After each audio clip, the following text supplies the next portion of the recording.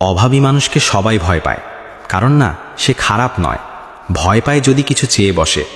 এই পৃথিবীতে সবচেয়ে একা মানুষটা কে জানো? যার কাছে টাকা নেই, কারণ তার কষ্ট কেউ শুনতে চায় না।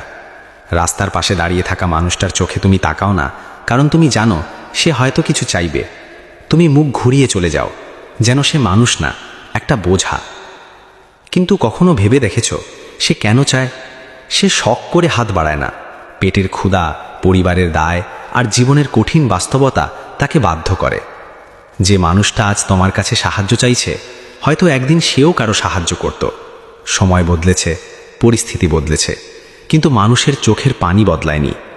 আজ তুমি তাকে এড়িয়ে যাচ্ছ, কাল হয়তো তুমিই দাঁড়াবে তার জায়গায়। কারণ জীবন কাউকে আগাম সতর্ক করে না।